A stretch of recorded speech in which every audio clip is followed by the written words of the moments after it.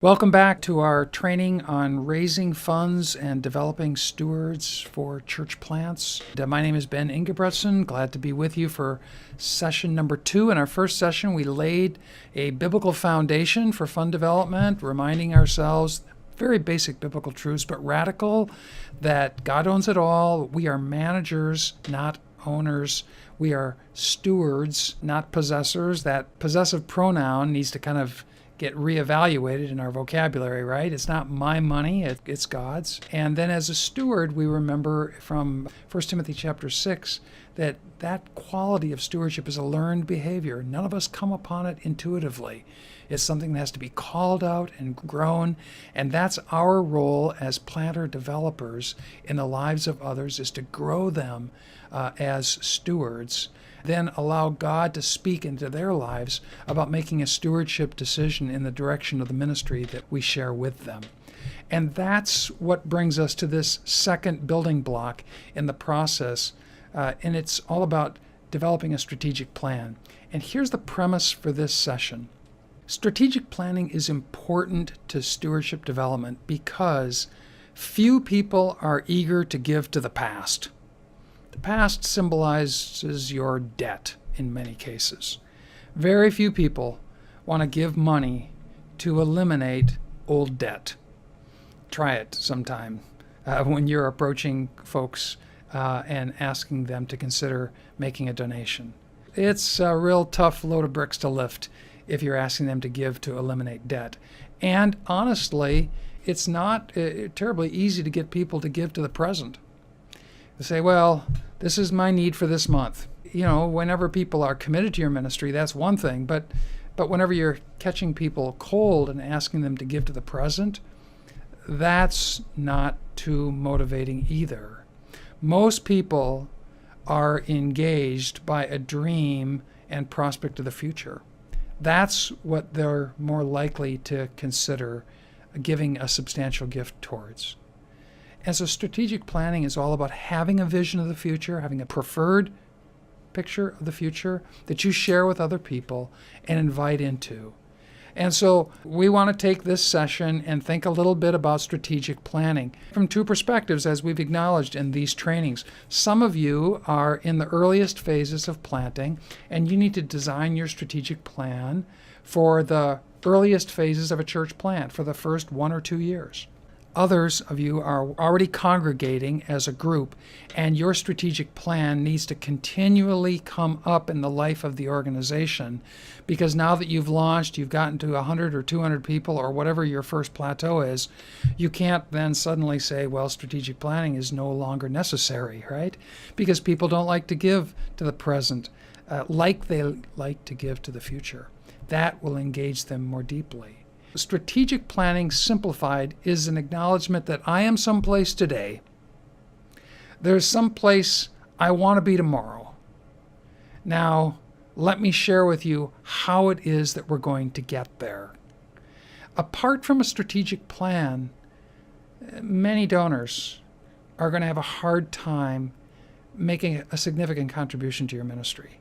I mean, if you come to me and ask for a couple bucks and tell me you've got a vision to plant a church, I can probably part with a couple bucks. As a wise, accountable steward, I'm going to be more likely to make a significant donation to your ministry if you show me you've got a thought-through plan that is well conceived and that has some design to it. Strategic planning, in its classic sense, acknowledges that there's a mission, there's a vision, there are core values, there's key result areas, there are strategies, tactics, and methods, there is time frame, there is a budget, and there's an evaluative dimension.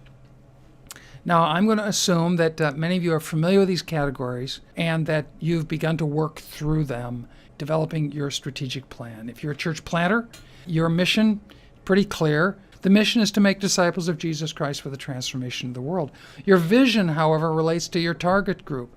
Your core values relate to the population that you're ministering to and what they resonate with and what your missional impact is. The key result areas is a way of saying, in terms of outcomes, what are we looking for? Number of small groups, number of attendees, number of first-time professions of faith, number of individuals impacted, the degree to which the community has seen transformation. Those are examples of key result areas. Then you have strategies and tactics and methods designed in a time frame with a budget. If you're launching, the little timeline exercise lays out at least a few of the activities that need to be executed in order to move from today to the point of launching. Putting together that strategic plan is hard work for a church planner. We kind of want to jump in right away and not necessarily do the planning design work. But I'm telling you again that if you're going to approach donors, if they don't see a careful plan and you don't have that available, not that you present that detailed plan to them right away, but if they ask and you don't have something that's credible and substantive, it's going to be harder for them to, with confidence, make a significant contribution. I like this slide. It's not enough just to show up. You have to have a plan. You have to have a business plan. So the key concern, what's your pre-launch strategy? For many of us during that particular phase of the church plant, it's enough to lay out with clarity what it is that we're doing during the phase of gathering, then what the preview phase will look like, and what the launching phase will look like. That's your strategic plan in many cases during the launching phase of the ministry. And there are benchmarks that trigger readiness to go to the next phase of the process of pre-launch strategy. However you conceptualize it, having a plan is really important. Second question maybe is making sure you get the right process, because joining you in the process of strategic planning is important from a couple of vantage points. If you're involved in that strategic planning process from the perspective of an existing congregation where you've got a number of people already involved, having them in that process engages them. It revs up their enthusiasm. It doesn't mean that everything's negotiable for them. Perhaps have some or quite a number of non-negotiables that may have been arrived at with your key stakeholders in terms of what the strategy, what the methodology is going to be, even some time frames, that within the first year you want to accomplish certain things. There may be some non-negotiables, but there are also negotiables. And to give people involved in that process of designing the strategic plan and then communicating that plan to your stakeholders and to your and then even on to outsiders who are interested in the strategic plan. The more your plant grows, the more you need to grow buy-in to your planting strategic plan and involve more people in it. To begin with, it can be you, your spouse, or a few other individuals, but as the ministry grows, your strategic plan has to involve other people. And in so doing, you engage them even in the whole enterprise of stewardship and ownership of the mission. Key times for strategic planning would include before you've made any commitments at the very beginning of your design work, but then annually as part of the budgeting process. A strategic plan should always be reviewed annually at major junctures of the life of the ministry, after perhaps a major change has occurred, at the point of chartering, or maybe there are other environmental factors that call for a major change, and then you say, you know what, we need to rethink our strategic plan. And then to use it, to use the strategic plan as we actually do our ministry, right? It doesn't sit on the shelf, collect dust, but it guides us to measure progress, to align resources, to set priorities, and to share your vision, and to use it as a support document as you share your vision with other people. Strategic planning is important because people want to give into that vision. They're far more likely to give into that vision at levels that are substantial than they are to give to, this is what we need this month, or this is what we need to eradicate past debt.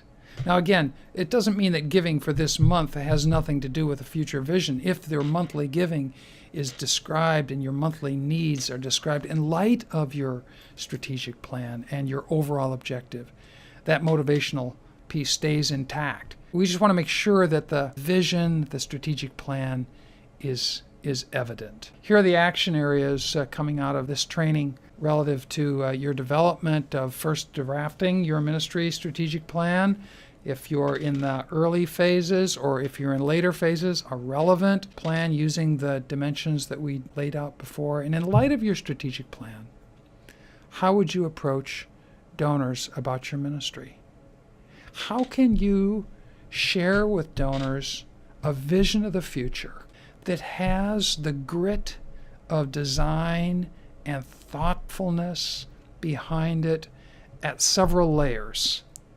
At the layer of core values, at the layer of key result areas, at the layer of strategies and methods, at the layer of evaluation. How can you lay that out with donors that go asking, that raise the credibility of your vision and your ministry as a worthy recipient of a donor who wants to take a step towards being a steward? They want to be a wise steward. They recognize that God's going to hold them accountable as they grow as a giver. And so as you seek to play in that direction as a effective leader of your ministry, I hope this session has been helpful to you. We'll look forward to connecting with you next time as we move beyond the issue of strategic planning into the question of how do we actually help people move emotionally and behaviorally and change their practices and move towards being a contributor, a giver towards the ministry that God has placed on your heart. Thanks. Look forward to seeing you again. Bye-bye for now.